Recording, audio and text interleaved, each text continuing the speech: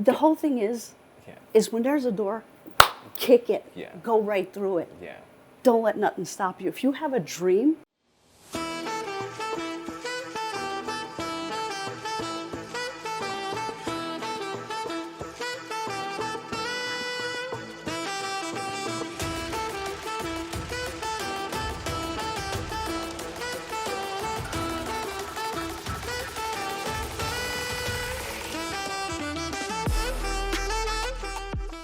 Well, Diamond, it's a pleasure to sit down with you here in Chicago. Pick up the phone, was looking at spots to business owners to interview for this podcast. Yes. And I'm so glad that you answered your call. I'm so glad that you and I are able to sit down today. well, thank you so much for inviting me. My pleasure. And it's an honor for me to be here and talk to young entrepreneurs that are getting started. Nice. And thank you for calling me. It's my pleasure. It's my pleasure. So tell us a little bit about your business, right? I start from the beginning. What's the name of your business? What do you do? Let's start from there. Okay, well, my name is Diamond, and I'm one of the owners of Flowers by Diamond's Treasures. We're based here in Chicago, Illinois, but we're downtown Chicago, so we cater to the city. Our website is diamondtreasures.com, and I know we're on Facebook, TikTok, and YouTube. YouTube. So, you know, Nice. if you want us, look for us. I don't. There. Yeah. Okay. He was asking me earlier of how we got started. Now, I do come from a long line of family that's entrepreneurs. Yes. And it was kind of a funny story. I was about 15 years old. Right. You know, I worked in my family's businesses, you know, because we're the type to learn every aspect of your family's business. Yes. Not just my father's, but also aunts, uncles, and grandmothers. Yes. And a friend of my dad's worked at a concert. She was the manager of it. And I just had a crazy idea because my mom had small, what do you call it? Like a gift shop? A gift shop, Okay. okay. And I would sometimes do like hobbies decorating, you know, making like flower arrangements. And when I went to one of the concerts there, I asked her, you know what? I never seen anybody do it, but I think this would be a great place to sell long stem roses. And that's how the business basically got started. Beautiful. So it's just a family business that you just found a different side of it that you thought you could bring to life, and then it just became Yes. its own thing. Its own thing. How many years ago were we talking here? Oh, that was, I don't want to say how many years. Okay. It's I was absolutely about fine. 15 when Okay. that happened. No, it makes sense. It makes sense. Okay, so born and raised in Chicago, I would imagine, or Yes. okay, and your shop is. I know you and I talked about how it was initially a brick and mortar store. Yes. But you had to make some changes in your business strategy to be an online-based business now. Yes. Well, like I told you, I started at 15, Yeah. and the business just it kept changing throughout the years. Yes. Because you know you have ups, you have downs. Yes. And you have to sometimes look at failures as new opportunities. Yes. And look at those failures as a stepping stone to a new way of doing things. That's very true. You know. That's true. So I opened up a shop here in downtown Chicago. We're a luxury florist, and we would have it that you would schedule an appointment to come into the shop. So Definitely. basically, as being a luxury florist, what we would do is cater to people and take care of their special events. We'd also come in and do 24-hour delivery for the hotels, Yeah. for a concierge that have clients that need flowers whenever. But like you said, we had to turn into another type of a company when coronavirus hit. That's what you was asking me, correct? Yeah. Yeah. So from there, you know, it was devastating to the whole country, not just to us. It was so many people that I know that lost their businesses. We had to shut our doors just because of mandates. And it just hit us is because a lot of our clients still needed to be catered to. They needed that uplift, you know? So we figured if they can't come to the shop, let us bring the shop to them. And that's where we became more of a floral concierge service now. So what we do is we deliver flowers 24 hours, but we also make it that they're luxury flower arrangements, I see. you know? I see. So That's basically what you do. Yeah. It just makes sense. How's the floral business right now in Chicago? Is it still booming? Are there a lot? I would imagine there are competitors, Yes. but it's still a business to be in. For us, yes, because you Yeah. got to understand something. When you go to choose a business that you're going to do, my personal advice would be is pick a business that you enjoy. Yes.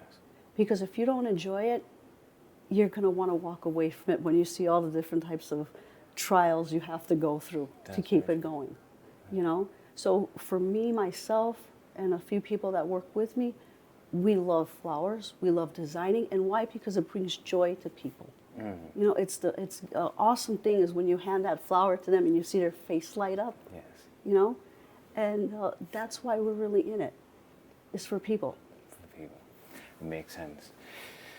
Yeah, I mean, the trials and tribulations that you talked about, it's not something that is spoken in a lot of media outlets, in my opinion. And one of the reasons why I decided to do this is because just to show the real side of running a business owner. And I get the pleasure of sitting down with small business owners on a day-to-day basis and have that discussion with them and talk about their finances and talk about the kind of resources that they need to get to the next level. And what challenges do you or have you faced running a shop? And one thing that you touched on is passion is very important. Yes. Passion in what you do is very important to be able to go through the up and downs of running a business. What challenges have you faced in your experience of running a shop? That passion and the love for flowers Yes. and love for those facial expressions got you through, Yes. besides the pandemic. Oh, well, you just asked me that question of what type of trials and tribulations. I would rather say, what haven't you gone through? Would be it. You know, Inappropriate, yeah. you know, during coronavirus, we couldn't get fresh flowers, even because if you remember, there was a problem with getting import and export. You know, Yes. so we had to do what we had to do and dig even deeper to try to get those type of quality that our customers are used to. You know, because you have to understand when you're having your own business, you have to have integrity as well. You want to make sure that you're doing the best you can for the other person, if that makes sense. Yeah. You know, financially, yes, it was a very hard time because it wasn't just because. I mean, I get a little bit still till today, a little Yeah. bit emotional because we're still trying to get over a lot of the impact that we went through. Right. You know, Right. if that makes sense. No, it does make sense. It does make sense. And a lot of shops had to close their doors due to that time, right? The pandemic. A lot of businesses did not survive and recover. And I think the fact that you were able to pivot and closing your brick and mortar shop and going online and really, like you said, catering to the customers and going to them shows your resilience. And I think, to the point that I was trying to make earlier, it shows that passion will get you there. So if you were to start, let's say, a coffee shop and you're not really passionate about it, when you're forced to shut down, it's really difficult to make those changes. And Right. maybe I'm using a weak example here, but I think you get my point. Of course.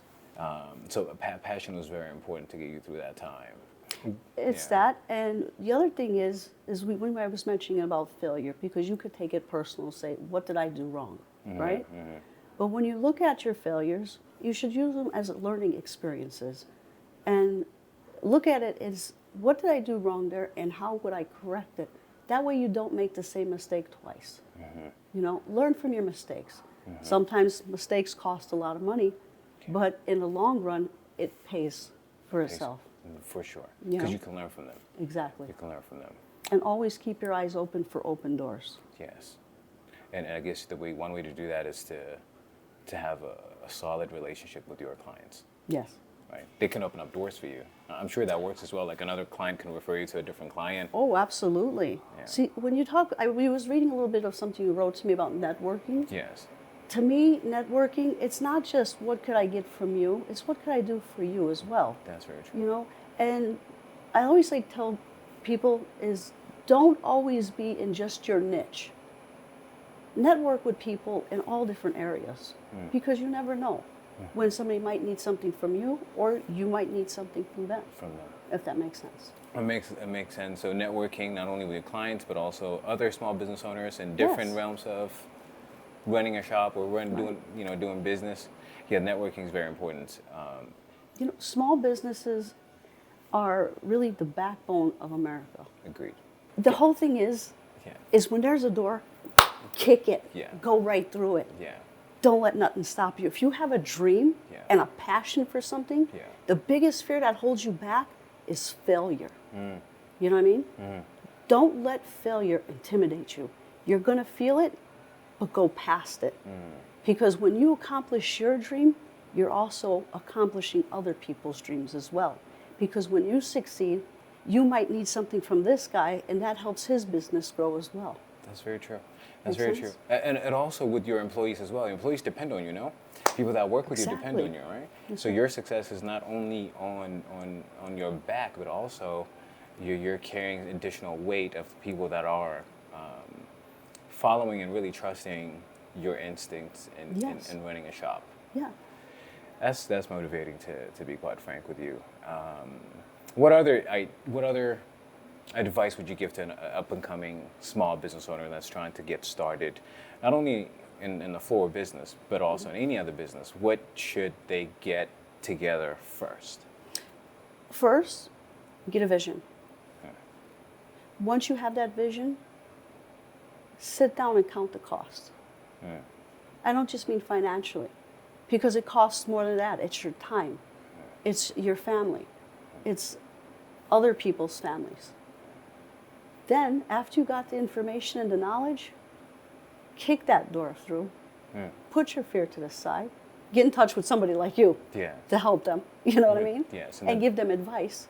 And you know, I don't know really who quoted it, but it says to ask a question is to be a fool for a moment, but never to ask a question is to be a fool for a lifetime. Learn and ask as much questions. Never be embarrassed. Yes. Right? Yes. And just keep going forward.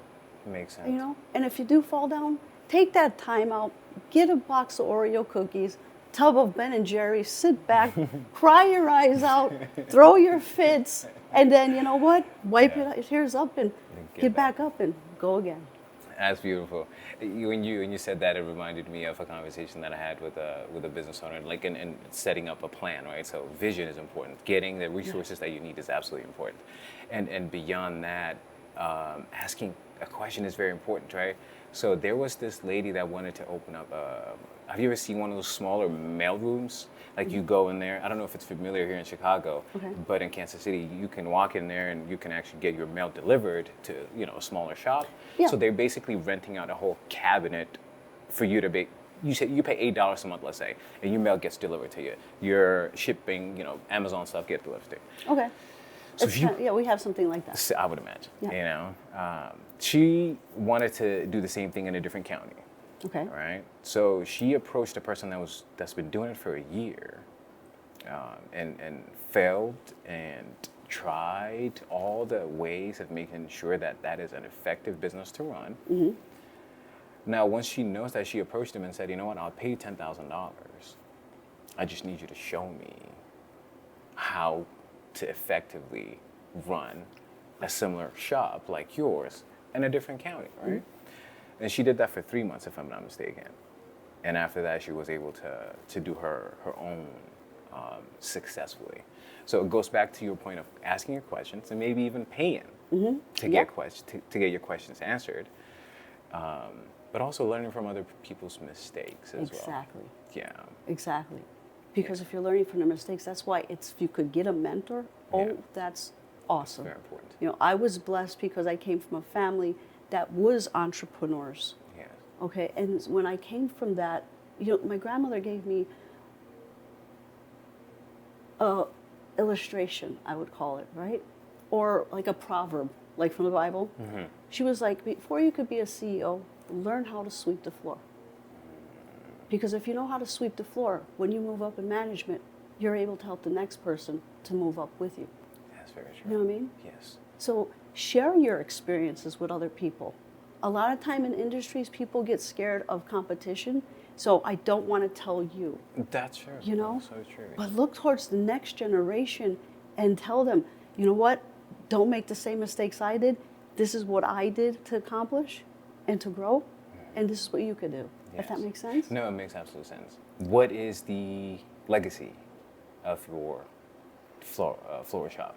What, A legacy? yeah, so in the future, what do you see happen? Or what would you like to see happen, let's say in the next 5 years, 10 years, even when you pass your business to the next generation to come? Ah, yes. What would that, how do you imagine that looking like? Well, one of the things that I'm finding, it's going to sound a little bit funny, but I was telling you earlier, I'm starting to, don't ever, always learn new things is what I'm trying to say. Yeah. Because in order for me to go to the next generation, to pass this business on, I'm having to learn new ways of advertising, new ways of promoting, new ways of doing things. Between you and me, it's a secret. Okay. I'm not a TikTok person. Okay, I'm learning TikTok. Okay. Yes, that's a good way to promote. What it is for the next generation, I want to inspire them to take it to the next level that they see. You know what I mean? Yes. Yes, I do see this business growing and possibly turning into maybe like a franchise or something. But also I want for that next generation to take their own vision, like I did when I was 15, Yes. from seeing regular flower shops and turning into a business that never was done before. Yes. Does that make sense? That makes absolute sense. It makes absolute sense. I love it. I love it. Are there any tips that you can give other small business owners that they can learn and how to scale a business? How to scale the business? Yeah. What I've learned with scaling your business is don't buy things. I'm using that as a small example, not buying, but when the business demands the growth, then grow. Because sometimes we could get caught up with a dream and say, well, I want it to be this big building. I want it to have 100 people working there. But if the resources aren't coming in to supply it, that's a failure right there. That's very You know? So as the business is growing, it'll tell you what it needs. So follow the cash flow, basically, is what you're saying. If money's coming in, if there's enough money to invest in the business and to scale it, then scale it. But if not, don't bite more than you can chew, type of thing. A little bit, yeah. A little bit, okay, to Yeah. that level. That All was a right. better way of To explaining putting it. it, Yeah. okay, that makes sense. You know, but don't get me wrong. Don't let finances hold you back from making a decision. Because if you see an opportunity, once again, don't let fear hold you back. Fear. Get in touch with people like you. Yes. Get advice from other people. But when it comes down to it, make your decision. If that's where you want to go, don't Go. be scared. Go and do it, yeah. Well, I guess we can touch on people like me. Resources. I would categorize us as resources, right? So I work as a business banker. That means I find ways to help small businesses get access to capital.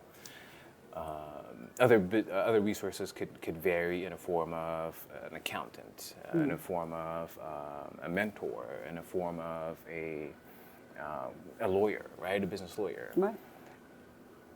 Have you incorporated that for your business? Have you used those resources to be able to grow your idea when you were 15 to what it is now?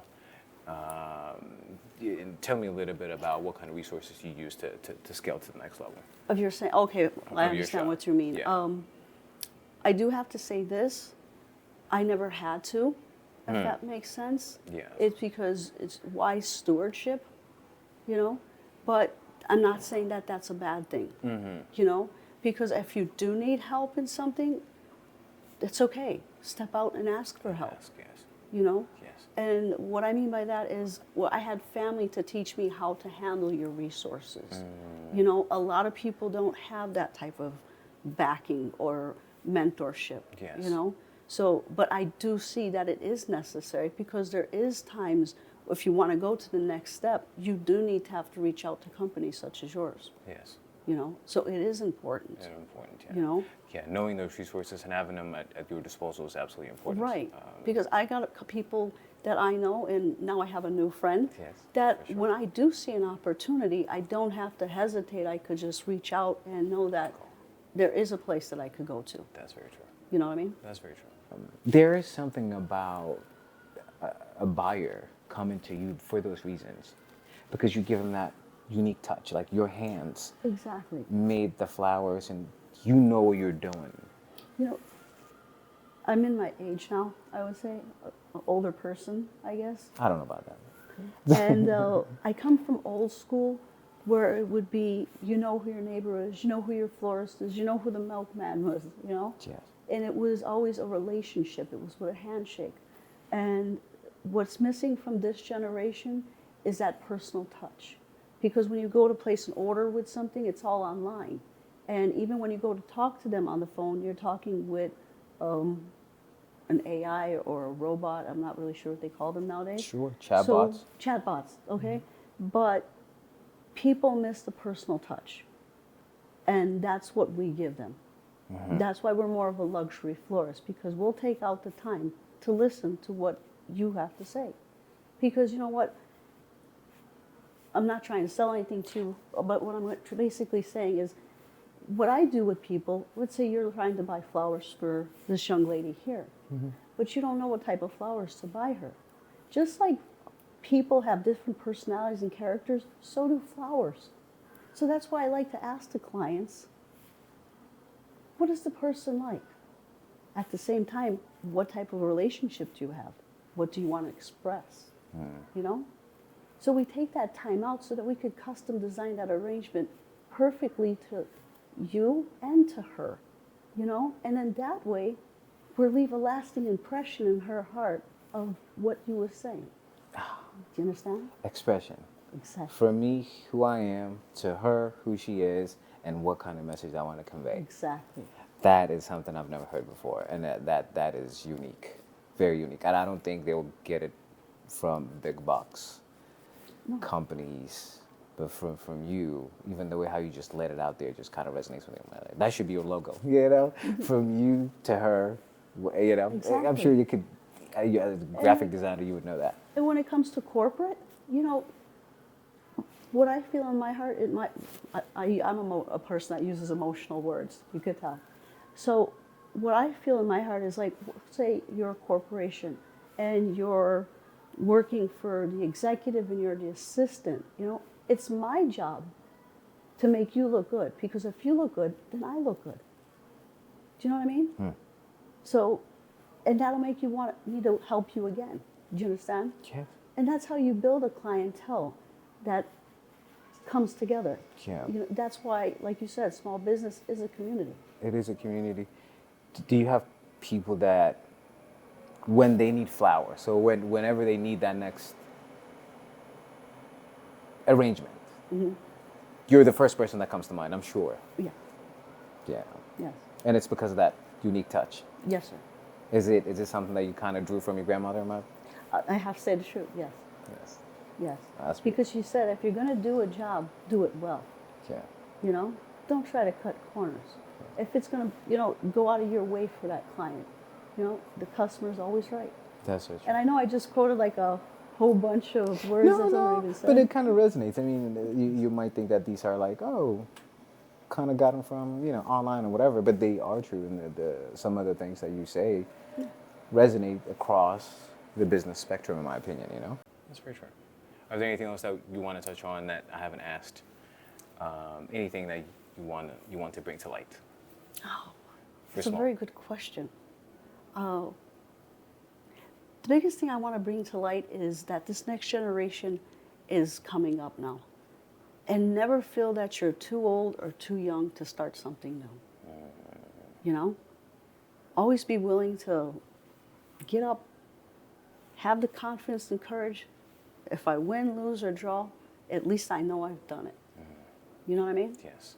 So it goes back to your point of no fear, courage, see a vision, plan it out, use all your resources, and execute. Exactly. I think that's a good way to end this interview. Thank you, Diamond, for your time today with me. I appreciate it. It was my pleasure. Thank you for calling me. Absolutely.